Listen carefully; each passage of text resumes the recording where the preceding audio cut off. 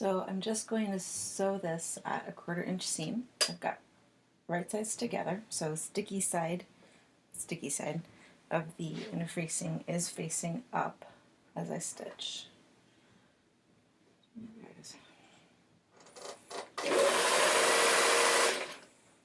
Just lining up those edges as well as I am able.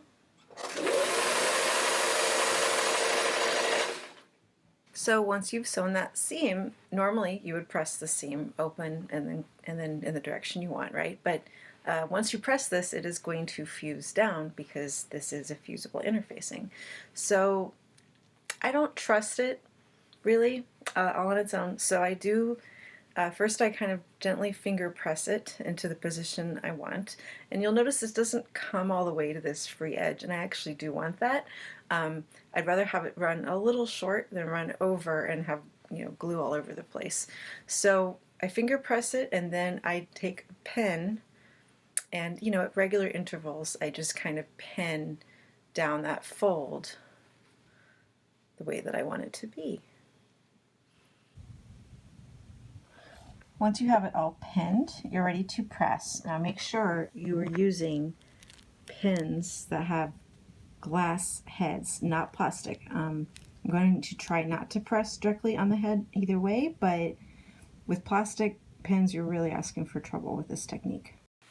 Now I always start any fusing with a layer of tissue paper because I don't like messing up my ironing stuff. So once again, I have this ready to go.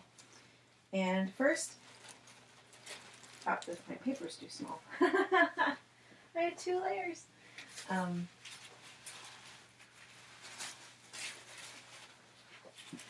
Fortunately, it's cheap. I always have lots. Okay. So I'm actually going to start by not even using the steam yet, but just lightly pressing all the way down this line, and then I can take those pins out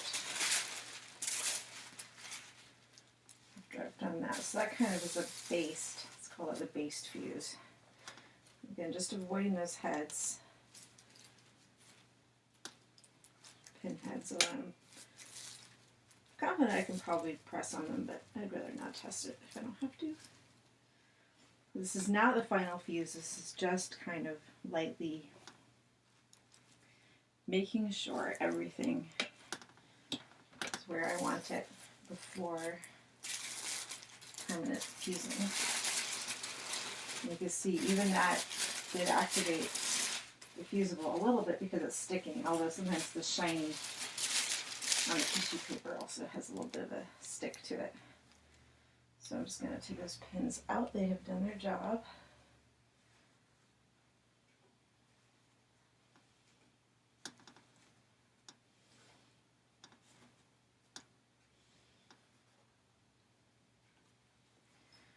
And it isn't 100% square here, it's actually sticking out a little bit, and so I'm going to leave that. I'll just let it fuse to the paper and I'll trim it off after.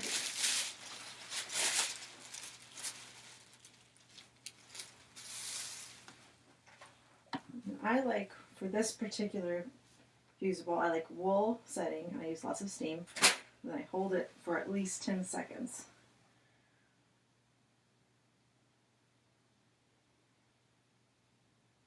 I know that's not exciting to watch, so I will speed this part up.